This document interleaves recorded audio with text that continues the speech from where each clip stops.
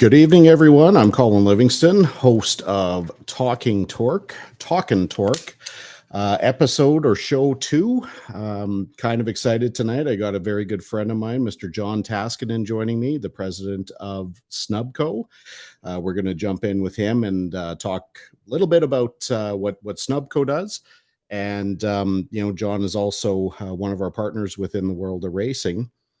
So that's going to be fun to get to talk about our mutual worlds of business, and then our life as racers. Over the last few years, we've actually traveled around the world, for not just business, but been through the Middle East for some racing. We were just down in the States, and definitely across Canada. So very excited to have my good friend here, Mr. John Taskinen.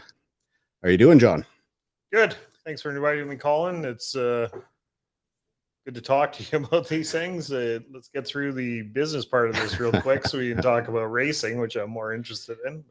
Oh, interested in both. And the thing is that, both sides are equally important, because without the business part of it, we don't get to do the racing part of it. Without racing, the business doesn't mean an awful lot. So you're the president of Snubco. You're the founder. Yes. Tell me a little bit about what Snubco does. I mean, we work together. I know that we supply you products through Cantork, but for people who are going to watch this, what do they need to know about Snubco? Well, Snubco is a company. We started in Edmonton in 1996 to provide, primarily at the time, it was rig assist snubbing to the Canadian oil and gas market. It's primarily a completions and workovers system that snubbing allows oil companies to complete and work over their oiling, primarily gas wells, without introducing kill fluids, which is really beneficial to the formations. It helps protect the formations from damage from kill fluids, all sorts of things that are way beyond this podcast. But it's a workover and completions platform that largely became popular in Canada because of the a little bit mediocre wells that we have, and it was a lot more important to protect the formations. It's certainly a service that's utilized globally now, and the service has evolved over the years. We really don't do a lot of rig assist snubbing anymore, which is really what we started with. It's mostly self-contained snubbing platforms now. That means that we do not work with drilling or service rigs. We have our own pulling capacity that allows us to handle the pipe going in and out of the well all by ourselves. We're also really engaged with what we call special services, which is hot tapping, freeze plugging, well control activities, which is a big part of our business, especially globally. That's about the quick synopsis of Snubco. Okay, now you say that we have mediocre wells here in Alberta, or is that in Canada? Or well, I mean, there's some really good wells in Canada, but when you compare the deliverability of a well drilled in Canada compared to a lot of other places, for example, next week we're picking up one of our units that's based in South America for a client in Colombia. Their average well deliverability is 140 million cubic feet a day of gas. Those wells exist in Canada, but they're rare. They're not common. I mean, people are pretty happy with 8, 10, 15, 20 million cubic feet a day in Canada. If you want to go to the extreme, you look at places like Qatar or Iran, where their deliverability is talked about in billions of cubic feet a day. So, I mean, when you have a well that is capable of delivering billions of cubic feet a day, you don't really have to worry about protecting the formation as much. Yeah, interesting. So you started the company. You started by yourself. You had a partner. No, we had a couple. I had a couple partners. Just sorry, John. Just try and move that so that the mic is kind of right in front of your face. No, we started with a couple partners. None of the original partners of myself are still with Snubco. They've retired over the years. I mean, we've Okay. been in business since 1996. So, you know, my original partners have retired. Okay. We've had a good run. We've had our ups and downs, and we're currently kind of on an upswing. The pandemic, our international exposure is, was hugely affected by the pandemic with travel constraints and things like that. And early in the pandemic, I actually found out what force majeure was, which is in probably everyone's contracts, but it was always something you glossed over. I no longer gloss over that part of contracts, but Yeah, for people who don't know, force majeure or force majeure is an act of God. It's something that's not foreseen. It's something that's out of everyone's control. So if you've got that clause in your contract, and again, almost everyone has that in business, right? oh yeah, but we usually think of about wars or hurricanes or things like this is what people consider or usually think of with force majeure. The COVID situation, brought to light other aspects of possible force majeure events that I mean, we lost some big contracts over that, and it did cause us issues. It looks like we're pulling out of that now, which is good. We need to, and the world needs to. Yeah, I mean, we're seeing the same thing that, almost instantly the world of business, especially if you were in the industrial world, stopped. It didn't matter if things were going well. It didn't matter if had legally binding agreements. Construction stopped, maintenance stopped, like everything stopped. And I don't think a lot of people, unless you're in the industrial world, really understand how hard it hit businesses because, for the most part, Snubco, Cantork, whoever's watching is no different. If you're in the industrial world, whether it's an oil and gas company, you support power generation, you're in the world of mining, like any of the world's industries, everything stopped. Like the drag lines may be moved, but they were maintained with the the closest people that you could get that were already on board. And if it involved a repair with, duct tape and bubble gum, so be it. That's what they had to do. We had crazy projects. Like we're starting to ramp up our international distribution. Thankfully Snubco's a very valued partner of ours, and you guys sell our stuff to, your clientele around the world. But I mean, as we're traveling around the world, spending, hundreds of thousands of miles, spending countless dollars, and just getting everyone to the point that they want to start buying in, COVID hit and everything stopped. The problem was we were already committed to manufacturing. We already had, a ton of product on the shelf, and now we had no one to talk to, and we had no one that wanted to buy it. So, I mean, for people who are watching and maybe don't understand, like obviously everyone has their own COVID story of how, they maybe lost their job, they, lost this, that, or the other thing. It within the world of business, I mean, it's been, what are we at, 3.5 years now, and we're just slowly starting to, lick our wounds and get back to normal. Yeah, well, it takes a lot of time in the international market too. I mean, North American market reacts a lot quicker.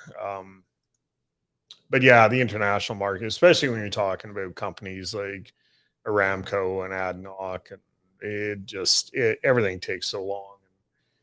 And a lot of it's starting over. I mean, people left. People you might have been engaging with in 2019 are no longer there, and it's hard. It's been a real uphill battle for Snubco. Thank goodness for us, we were in a really good financial situation at the start of the pandemic, that we were able to get through this. A lot of other companies weren't, and we lost a lot of really good companies. Again, in all the industries, because of this pandemic, and people just couldn't survive it. It was if you weren't in a strong position at the start of the pandemic, you probably didn't make it through. Yeah. So, I mean, obviously we know each other personally. I am very aware of the amount of miles that you put in.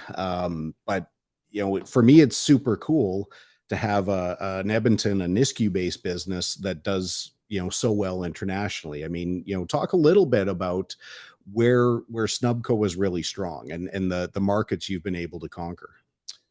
Well, I wouldn't say we've conquered any of them. We've penetrated many. South America for one. Again, we're picking a rig up next week. Really good contract for a Canadian oil company. I don't want to mention their name without their permission, but it's a Canadian-based oil company, head office in Calgary. All their production is in Colombia. Great company. It's a really good contract. It's only a 4-well contract, but if everything goes well, they will extend it and turn it into something a lot more long term. South America is one of our target areas. We're doing really well in Asia. I mean, ironically enough, with the pandemic, China is a good spot for us. We have a fabrication facility in China. We have basically a supply shop in China, in Guanghan. We supply most of the parts, and we've supplied probably half the snubbing units to CNPC in China over the years. Or CNPC's snubbing division is probably the largest snubbing company in the world. With close to 40 snubbing units, we've supplied about half of them. And we supply a lot of spare parts, consumables, upgrades to their equipment. We do most of the maintenance on their equipment, whether we originally built it or others built it. We're engaged in a really significant upgrade program for their Chinese built equipment right now. That joint venture with a local Chinese company is doing very well. And that's all happened since the pandemic? Oh, no. That all started before the pandemic. Okay. But, China locked down pretty hard there for a while, but they also react really quick. So they're getting back to work in China.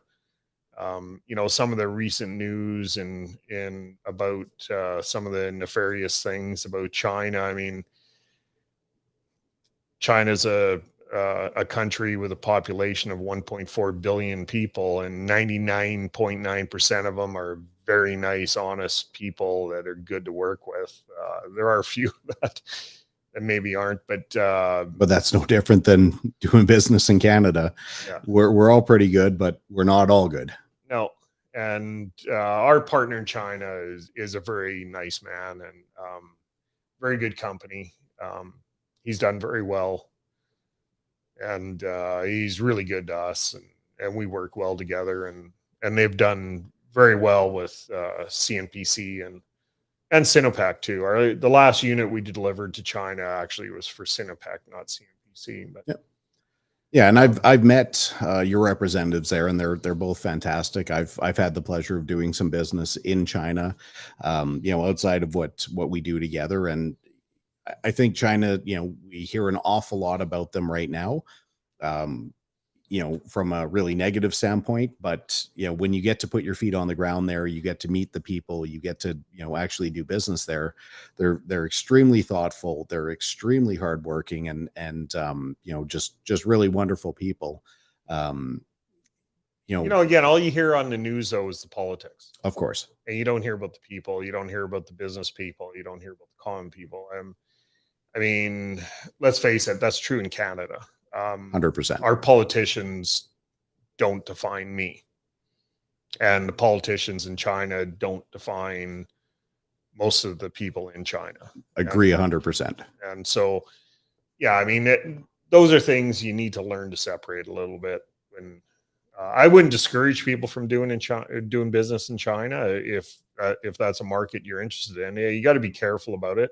We've been doing business in China now for 23 years.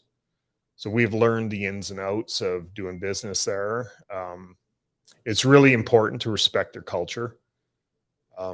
It's really important to understand how they do business, because they do business the way they do business. And if you can't accommodate that, you're not going to be successful in China. That's 100% for sure. Now, they're honest people. And respect plays such a super important role in the business relationship.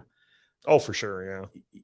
If you've got if you've got a problem with someone, a lot of the time emotions will take over, and, people know that if, they're not going to deal with us, there's 14 people down the road that they can deal with in a moment's notice. And that's kind of accepted practice here. But over there, if you act disrespectfully, or if you say the wrong thing, or if you're too aggressive in your comments, you're done. Yeah.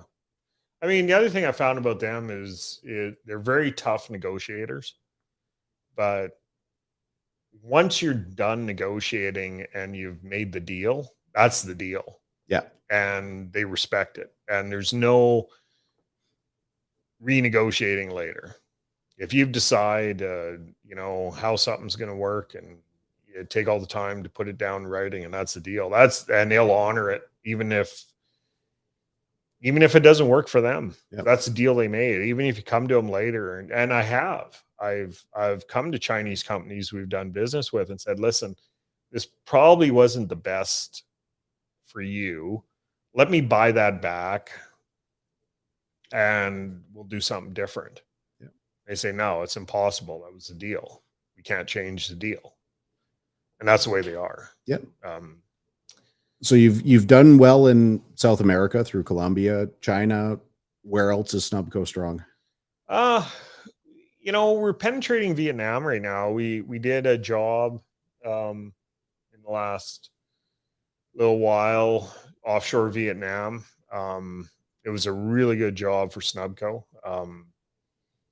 We dealt with a well control issue that a Japanese company had, and one of their, again, you want to talk about deliverability.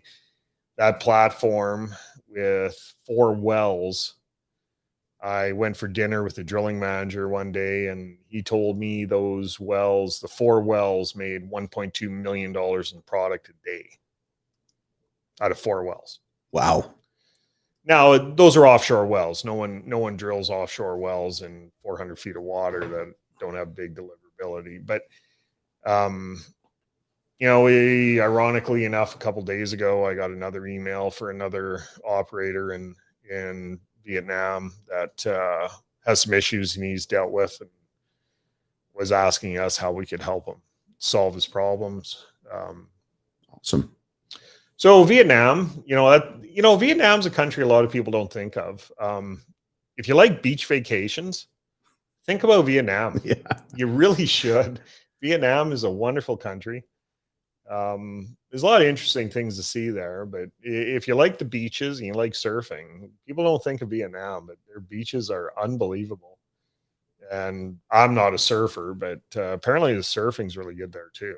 Yeah, that was a big draw for why America wanted to be there in the 60s and 70s. I doubt it was for the surfing, but it's that an was amazing just a place. perk. Yeah, I mean, it's an amazing place. The people are incredibly genuine and pleasant. Yeah, it almost seems like we should have to go and meet people before we go attack them, because there's so many like political conflicts that happen, and people judge a nation based on their politics, like you mentioned earlier. But if you actually get on the ground in a place like, where, I'm thinking of some of the conflict places right now, China, Vietnam is not really that's a historic uh location of contention. India, doesn't matter, these are the most lovely people in the world. Like, they're so thoughtful, they're so friendly, and they take such good care of people, like. Well, and accommodating. I mean, when I started talking to this Japanese oil company about their service requirements, I mean, I engaged with Petro Vietnam, which is an oil company, but they have a service division, government owned, the way a communist country would be. I mean, Vietnam is a communist country. Um, and, but I told them it's going to cost a lot of money for me to bring everything I need to Vietnam to do this work. And, I'll talk to Petro Vietnam to see what I can get out of them, and help the project and help save cost. And Petro Vietnam was so amazingly accommodating. It was unbelievable. I could not believe the help I got out of Petro Vietnam. I wouldn't have expected it. I wouldn't expect it out of most service companies um, anywhere in the world. It was unbelievable the help Petro Vietnam well services gave us, That's awesome. and made the project a success. We supplied a couple very skilled experts. Um, they supplied all the other labor, really good guys, really hard workers. They supplied a power pack. Um, we did the system integrity test in their facility um, with their equipment. It was absolutely fantastic experience working with Petro Vietnam Well Servicing. They they made the project a success as much as we did, really, and it was a pleasure working with them. We're also working really hard to penetrate the Middle Eastern market. We're talking to people in Saudi. Um, we have been for a long time, and again, the pandemic kind of put a stall on a lot of this stuff. Um, we're working really hard to get into Iraq. Um, some of our special services, not so much the snubbing, but our hot tapping and freeze plugging. I don't know how to word this, but sometimes after conflicts, our services are required. Not because of damage due to wars. It's largely because of just neglect of service. When wars are going on, things don't get taken care of. We've been working in Libya. They've had Yeah, that's been a good region for Snubco. yeah, and again, another country with just beautiful people in it. The Libyans I've dealt with are fantastic. A country that has suffered through anarchy for close to a decade. Um, and because of that anarchy, their wellheads have just not received the maintenance they require, and these wells didn't get put away. They, when things started to go down there, you know, um, 11, 12 years ago, people just left. No one, no one suspended wells. No one took any care to put them away so they'd be fine in 10 years. They just left, and rightfully so. Um, and now they need to go back and get some of these wells running again. They had big pipeline problems. Same thing. Pipelines were shut in, not even with valves, with ESDs, which I guess is a valve, but things sat for 10 years.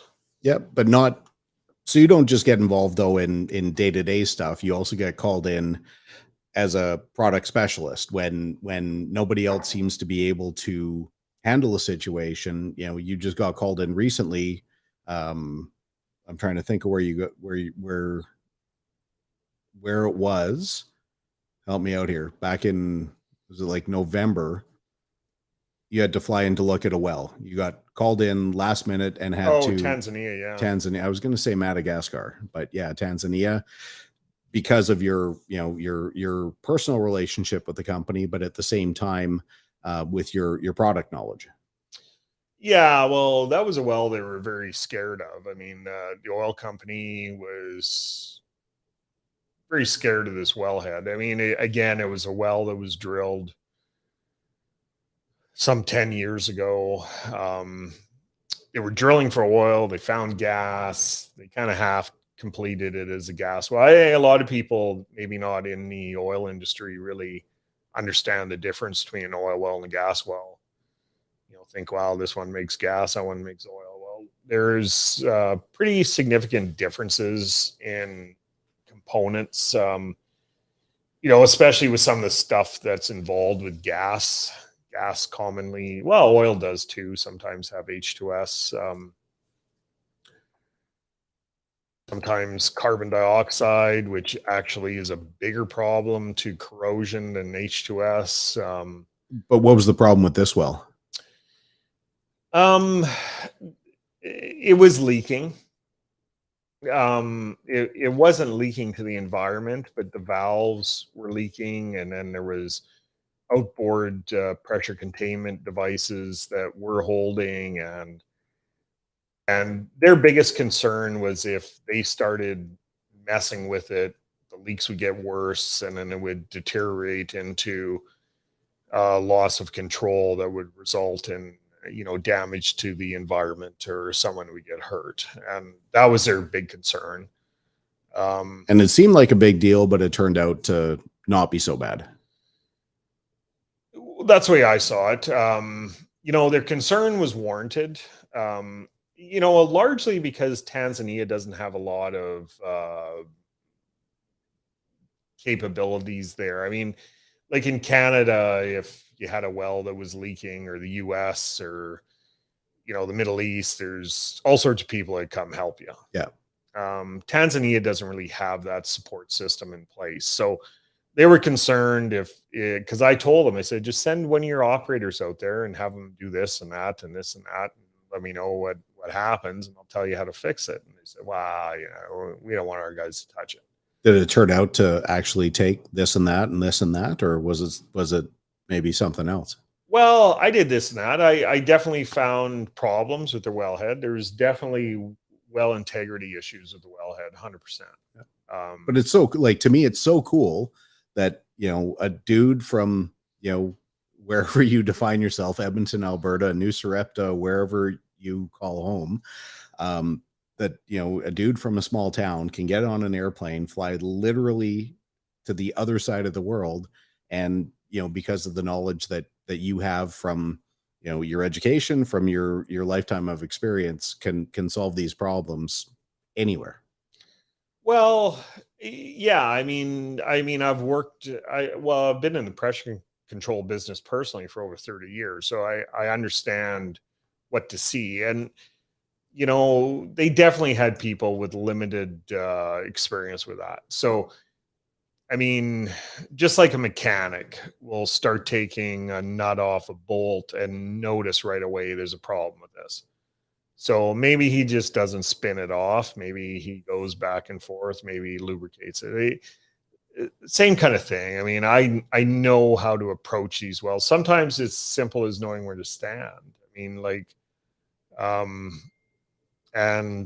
and doing things in a way and looking for evidence of incompetence in these components that just spinning them open and spinning them shut and pressure testing things is not the way to go. Especially when you don't have a lot of backup. And their concern was warranted. And I did a complete audit of the wellhead.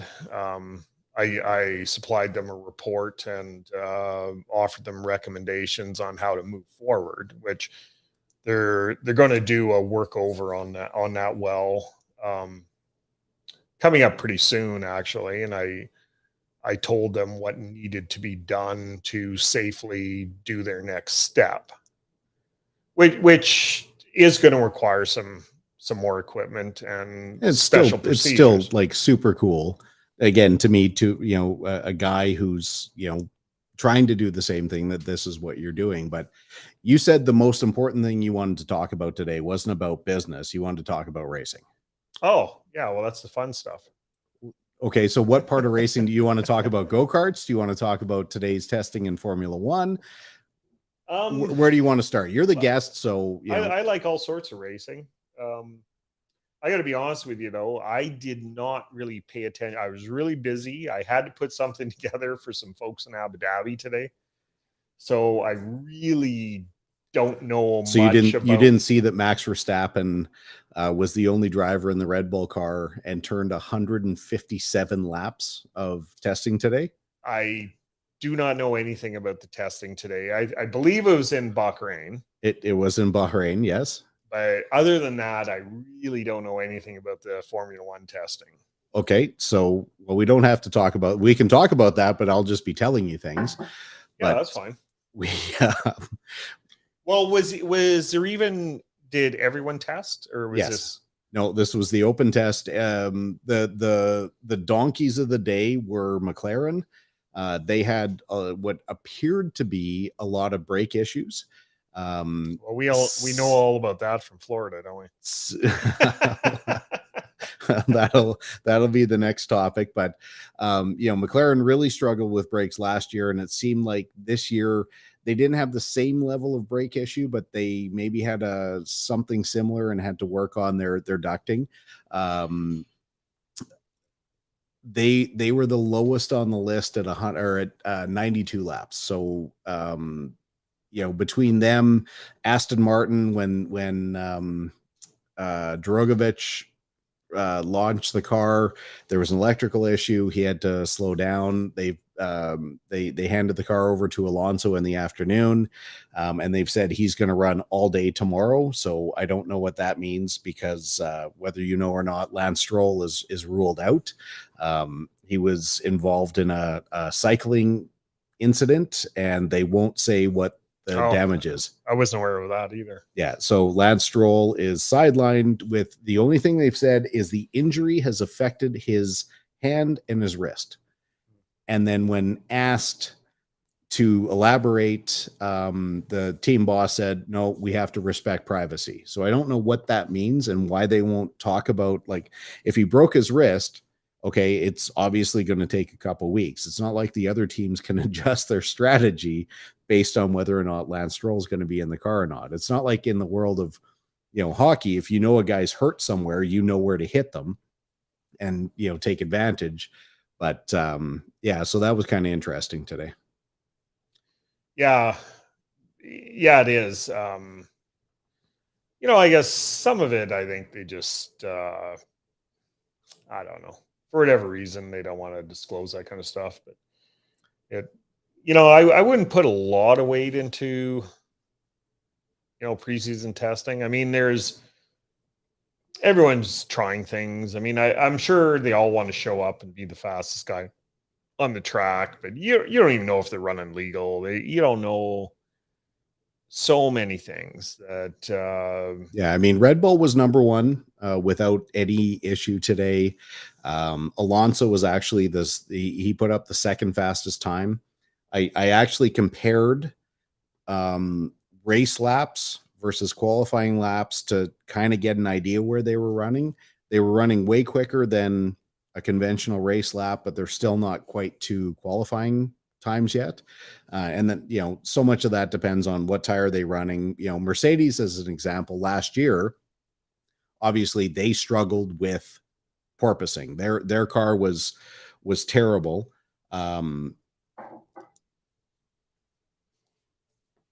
They were so far behind with what they wanted to do because they couldn't get the handle of the car and they couldn't figure out what was right with the car. So they had to start running their car higher and they had more wing and they had like everything went backwards for Mercedes last year.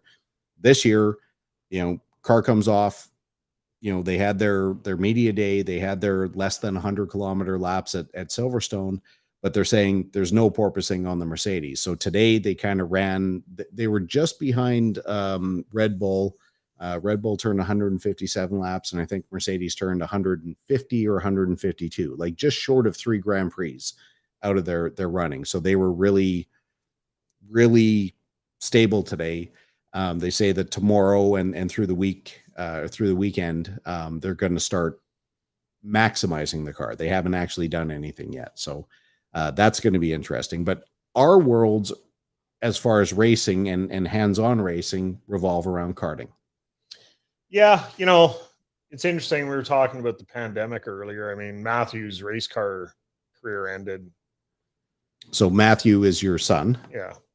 His last big car race was 24 hours to Dubai, which you were there. And then, he got offered a contract with an Audi team after that race. And then March 2020, that was the end of his race career. And, which, I think he's pretty happy with his situation. I mean, he's hooked up with, yourself, CRG, Alex Tagliani with CRG in East. And I think he's pretty happy driving CRG DD2s for fun. He's having a lot of fun doing it. And he still has big goals. He wants to win. He wants to win big events, and he will. But to that end, like I know Matthew as a person, I know him as a racer. I've raced alongside of him in our club races here in town, but I've supported him when we go, elsewhere because let's face it, he's a lot better than I am. But, he's a lot younger than you and a lot lighter, and he has talent. The only thing I have is I want to go fast, but he knows how to go fast. But we were just down in Florida. So we just competed in what was called the Rotax Winter Trophy events, put on by just some of the best people I've ever met in racing with Grid 14 and the Rotax folks in the Southeastern US. Watching on paper, the races that we did, Matthew should have walked away with the trophy, no problem. But it turns out there were only 5 of us there. I was basically a mobile pylon. The 4th kid from Colombia was good, but there were 3 guys. There were just 3 guys that were so fast, but so close to each other that it was probably like one of the tighter races that we've ever been to, between Matthew and Gianluca and, Jonathan. Yeah. The interesting thing about that too is all 3 of those drivers have been to the World Championships several times. So they are good drivers. They were all driving different platforms. I mean, John Lucas was on OTK. Matthew, of course, was on CRG. And Jonathan was on Praga, and completely different platforms. People that aren't familiar with karting, there's inherent characteristics with different chassis that, just like Formula One, a Ferrari is different from Mercedes, is different from a Red Bull. And, at times, the reason, and I don't want to take anything away from Jean-Luc, but the reason he won that championship is he, out of those 3 drivers, is the only one that didn't have problems. I mean, in the first weekend, Matthew had brake problems that we couldn't solve. until the following weekend, which not having good brakes in a cart that goes 90 miles an hour is a problem. You'd think brakes would just slow you down, but you kind of need them.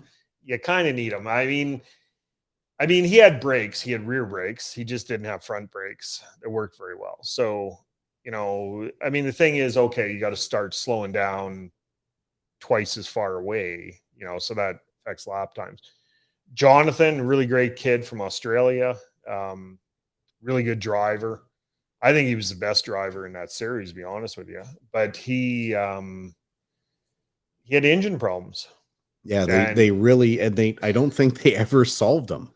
Well, they seemed to solve them the last day, but which was too late. We spent, like, once we kind of befriended everyone that was there, we spent a lot of time with Jono and with Shane, his father. We barbecue together at nights. And, what I love about racing is, while we might be competitors, they're asking us for help. They're asking, like, who do you know that's an engine guy? Who do you know? Like, and we had some friends that were at the racetrack, and we connected them, like, listen, let this guy take a look at your stuff because he knows what he's talking about. Even before that, though, I put him on the phone with Kevin Glover, the soon-to-be CRG rep in Ontario. I put him on the phone with Joey Guyon, who's, Matthew's engine builder for, the stuff we use in the West. The Rotax guys I knew, I put them on the phone with these guys. That's how the effort that we were going to help these guys, be on the track. And that's the part of racing that most people don't understand is, like, yes, we're there to compete, but we don't want to beat you on a day when you're not at your best. Like, if everything's running well, we don't want to beat him in the pits. We want to beat him on the track. Absolutely. I mean, even John Luca, he came over to our tent there one morning when we were already back in Orlando, and Matthew still had a really good chance to win that championship. And, Jean-Luc came into our tent in a panic saying his cart wouldn't shift. A DD2 platform, people that don't know, is a 2-speed transaxle, and his cart wouldn't shift properly. So I went over and had a look at it and told him, wow, this isn't right and that isn't right. His mechanic wasn't a DD2 guy.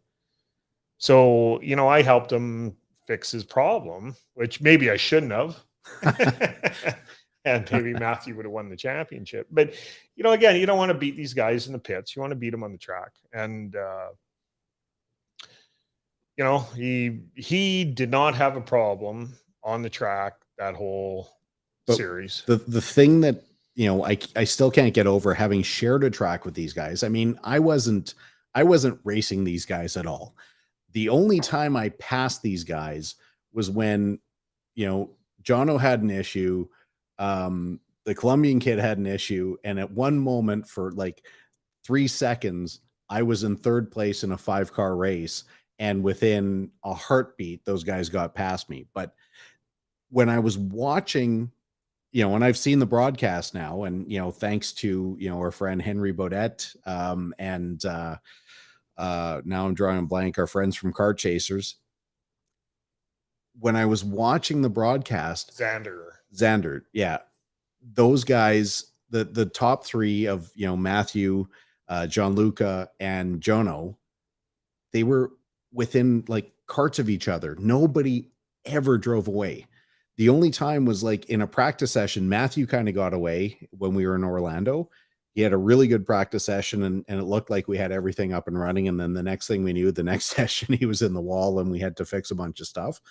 But they were so close. Like, the parity between those guys was unbelievable. Like, it doesn't matter. You put those 3 now in those carts at the grand finals, instantly, they're top 5 guys. They're top 10 for sure against anybody else in the world.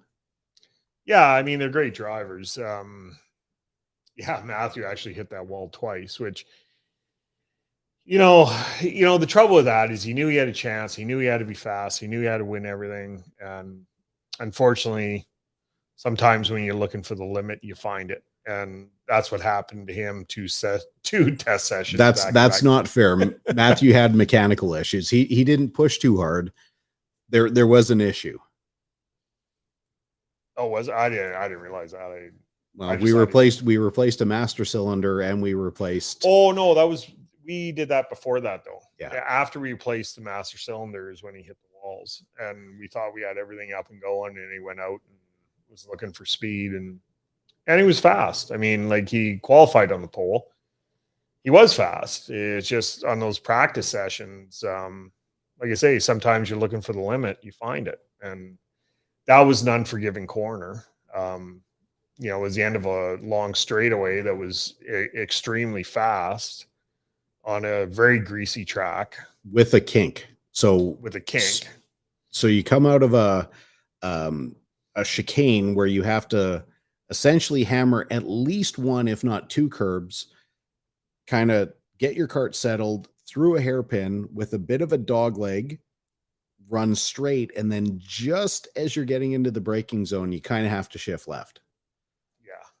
Well, changing gears. And yeah, I mean, tough corner. Certainly. But yeah. But that's racing. Yeah, that's racing. I did a blog post about that's racing, is like that erases everything. Like it makes it so much easier as long as you know that's racing. Well, like I say, sometimes when you're looking for the limit, you find it. And unfortunately, sometimes when you find it in racing, it means you hit a wall. And, but so we can talk a little bit about the comparison between the two tracks that we were at, because I've gone on at length about the first track, and how, while it was like, I'll mention it was PK Sports Park, just outside of West Palm Beach, which first and foremost, Carlo, Willie, all the staff there were like amongst the best people at a racetrack I've ever met. They were so friendly, so accommodating, and took such good care of us. But the track to me is deadly. Like, not because, like, yes, it's physically hard, but it was dangerous, where you've got driving lanes separated by 6 feet and there's a chain link fence in the middle. I was so concerned about that racetrack, and I don't know that they'll actually go back and make it safe. There's been another big event there since we were there. The Rock guys were just there last weekend. I heard they changed it for them.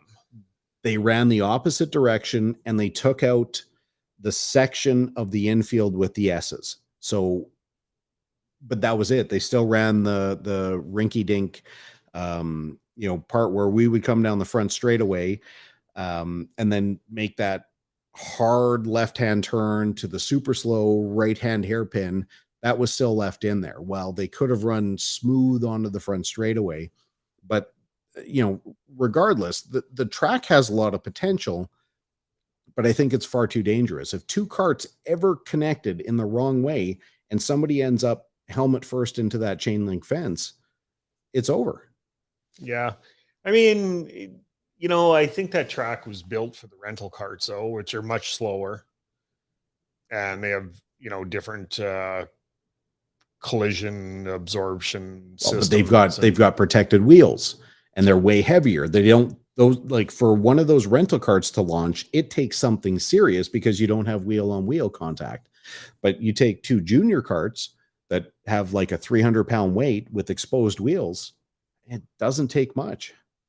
Yeah, no, I agree with that. Again, though, I think that track was built for the rental guys, and I think they'll put some effort into making it more, accommodating for faster, more high performance cars. They're going to have to, let's face it, this is a new series. It's only their second year. The first year they had 50 carts. This year, I heard what they have close to 100, I think.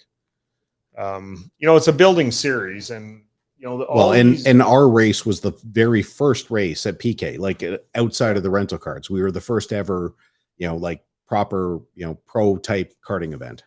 Yeah, and I think they'll put some effort into fixing some of these things. I mean, they have to. I mean, there is a legal liability to, consider safety. And I think they understand that they need to make some changes. I mean, the promoter of the event, when I left, the Orlando, he asked me to send him recommendations for next year. So, That's odd. He didn't ask me for those. Huh. Interesting. yeah, maybe he wanted the opinion of people further at the front. I don't know. Oh. But Wow. I mean, he, whether you just didn't put yourself in a position for him to ask you that. I mean, I don't know. When he had that discussion with me, you're already gone. You left the track about a half hour before we did. I Well, bumped into I him. had to get to my airplane in my hotel room. Yeah. So, yeah, maybe you just Sorry, didn't bump the into him. joke here is that I drove the motorhome down 44 hours by myself to get to Florida with our race carts, but then John and Matthew drove everything back 40-ish hours on the way back, but I got to get a hotel room and I got to like have a nice long shower where I didn't have to worry about running out of water. And they got to talk about their feelings for 3 days. Yeah, there wasn't a lot of that. Usually one of us You was don't driving say. and one of us was sleeping. We did that trip pretty quick. You guys made better time than I did. Yeah, I mean, we struggled with a few things. We had a flat tire in the trailer that cost us 4 hours, but outside of that, it was a pretty smooth journey. You also recovered a lost cell phone that cost you 3 hours. Yeah. Our good friend Shane. No, it didn't cost us that much. He called us. He called us. We weren't that far out of Orlando. We pulled into a truck stop and we went and had something to eat. I don't know if he really held us up more than half an hour, really. Yeah, but those are the behind the scenes stories that happen in the world of racing. Yeah. And with two drivers, we probably drove longer than you. I mean, we were typically driving till about 2 a.m. and up and going by 6. And there was opportunities to sleep when the other guy was driving, and everything went really well. So big problems. What's on tap for this year? The karting really. I mean, Matthew's pretty excited about that test in Italy with CRG Factory. I did talk to Marco a couple days ago. He said he's still trying to sort that out. I don't know if you know this. I don't even know what kart. I mean, Matthew's supposed to only drive CRGs, but Joey guilted him into driving his shifter kart in Phoenix next weekend. Uh-oh. That might compromise the deal. Joey's a good friend of both mine and Colin's, and he has a shifter kart in Phoenix for the Challenge of Americas, and he asked Matthew to drive it for him. I don't think Matthew's all that interested in driving the shifter kart, but he has a friend that's going to university in Phoenix, so he agreed instantly to go to Phoenix to race a go-kart, which isn't a big hardship, I don't think. More track time, help the body out a little bit. Well, all seat time's important to a race car driver for sure. So he's going to do that, and then, mostly back home.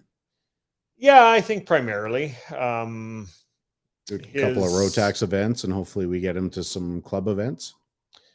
Yeah, he'll do what he can at the club. I mean, his focus is going to be the Canadian finals. Unfortunately, he's going to miss the Canadian Open because his sister's getting married that weekend.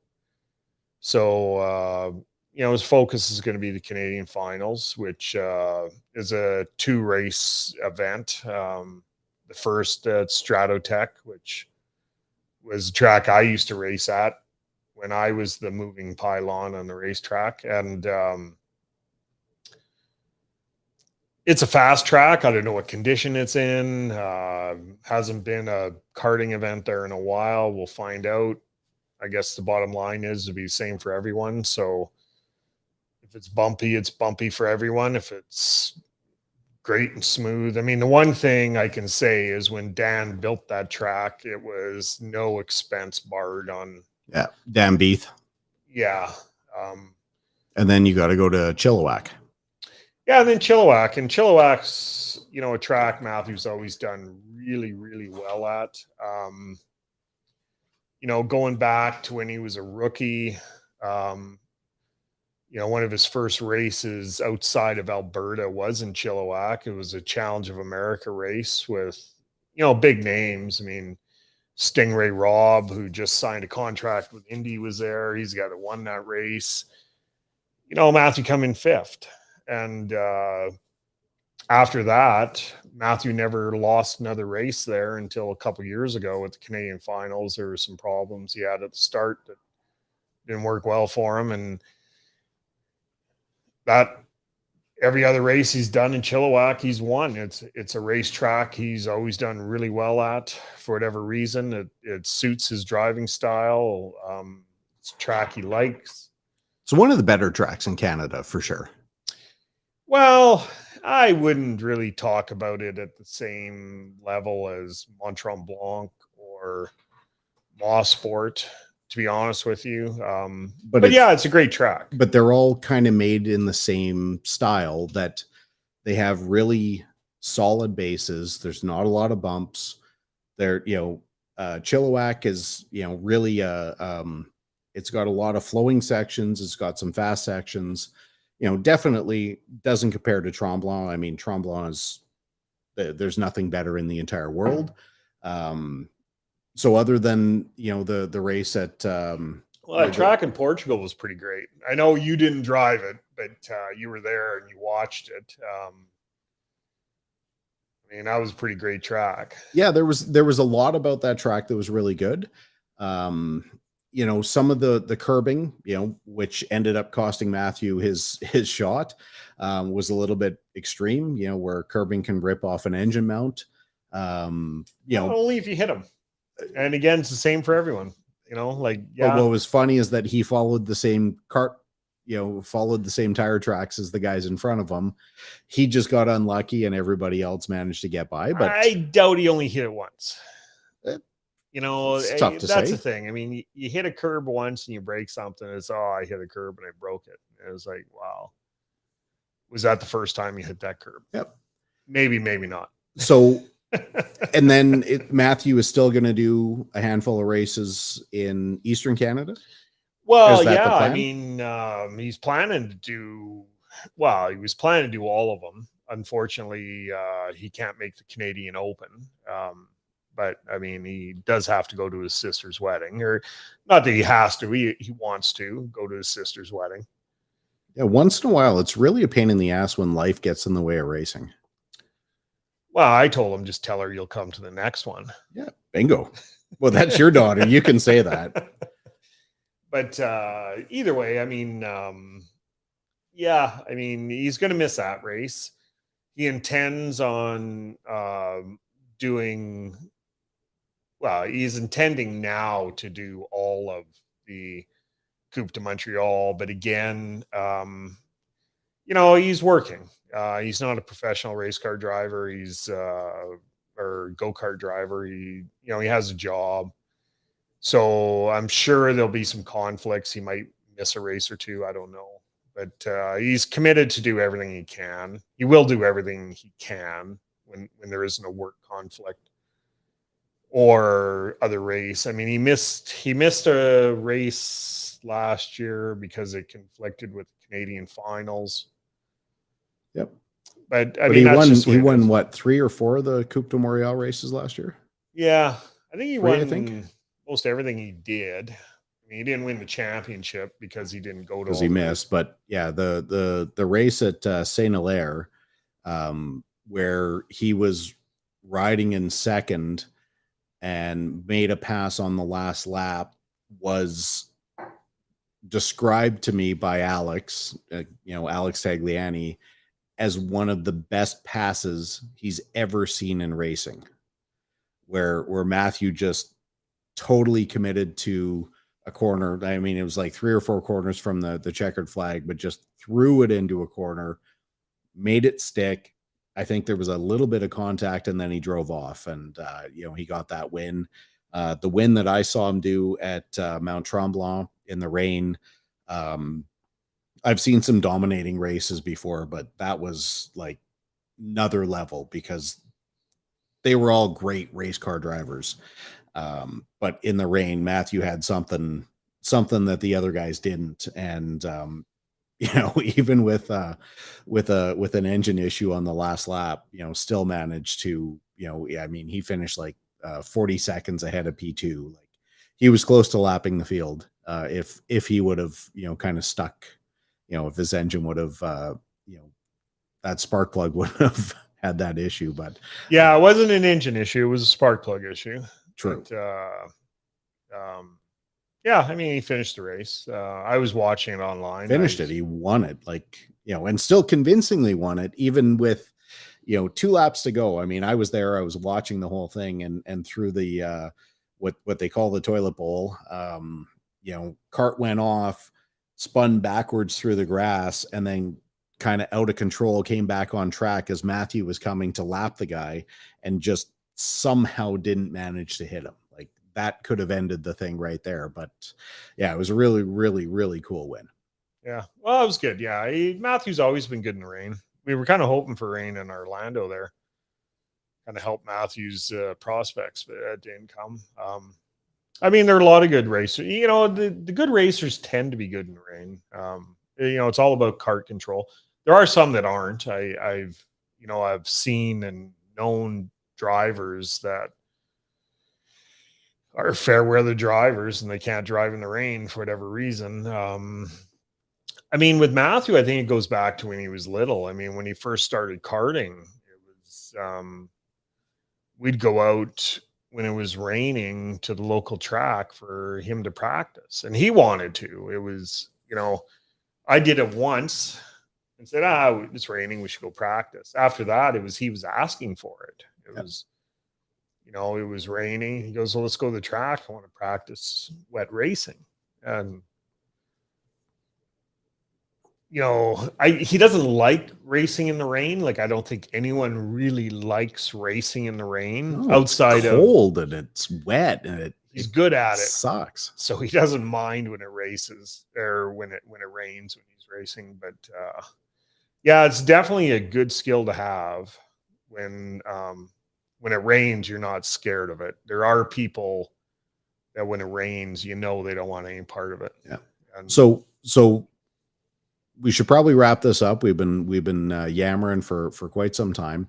What's one thing you want people to know about racing that they probably don't already know? Oh man, I wish you would have given me heads up on that question. I think people that don't know racing got to go to the local tracks. Not the Daytona 500 or the Formula One races or even the Indy races where there's a lot more accessibility. Go to the local track and see the camaraderie between the racers and the mechanics and see how much of a family event this truly is. I mean, if you go out to EDKRA on a race weekend, doubleheader, and hang around till after the racing and hang around till 10 o'clock at night, you'll see the competitors sitting around a bonfire, having a beer, telling stories like they're best friends. Stealing a golf cart. And, I think the grassroots part of racing is what people don't understand. And, people see the stuff on TV with Formula One and NASCAR and Indy and all this stuff. And it's a big circus. But it all starts at the go-kart track or the dirt track or whatever that is just as family orientated as soccer or hockey or your knitting club. Oh, no, my knitting club is on another level. But no, I mean, 100%, come out, you say EDKRA, Rotax Mojo Raceway in Warburg is our home track here in Edmonton. Calgary, CKRA, lovely track out in Strathmore. There's local tracks in just north of Saskatoon, Regina, Chilliwack, and across Canada. Tasquin. Yep. Yeah. I mean, we have a great oval here in Edmonton where we run the NASCAR Pinty Series. Great racetracks all across the country, and hopefully we haven't put too many people to sleep talking about business, talking about racing. But John, thank you very much for coming in today. Really appreciate you giving me the time. Fascinating stories. Love hearing about what businesses do, especially for, Edmonton-based businesses, Canadian-based businesses that are doing so well internationally. And, obviously look forward to being a partner to you and Matthew through the racing world for years to come. Yeah. Look forward to it. Thanks for the opportunity to meet with you today. And yeah, to everyone listening, get out to a local track. Yeah, for sure. I mean, there's dirt tracks in Sangudo. Get out to a local track. Go down to Rimby. Yeah, and usually entrance is free or $10. Like it's cheap. Yep. And you get to see people who put their entire hearts on, put their hearts on the line. And, this is what, most of us do for, spend 5 to 10 days between races trying to prep for the next race, and working on our equipment, working on our bodies, working on our budgets, working on everything so that we can get back to the track next week and do the thing. And from my standpoint, you come out to Warburg to EDKRA, free admission. On the weekends there's a hot dog, sandwich truck, food truck that you can buy food. We have flush toilets. We have, proper faucets. You can wash your hands and get to watch, some of Canada's best racers as they're developing their skills. And a lot of the kids that you can see on the weekends, they will become professional racers, in due course. So again, well, EDKRA has got to have a dozen drivers that have been to the World Championships. Absolutely. And at least a dozen more that could. Yeah. So these are skilled people, but yeah, come out, be part of the event. I do recommend that. And you'll see this is the pond hockey of racing. Yeah. And when people are doing it for the love of the sport, not for money. The only money in this level of racing is the money that goes out. There's nothing that comes back in unless you got a crazy good sponsor. But again, John, thank you very much for giving me your time. Loved hearing your story, and look forward to doing this again, in probably 2 weeks outside of a motorhome somewhere. Okay. Good night.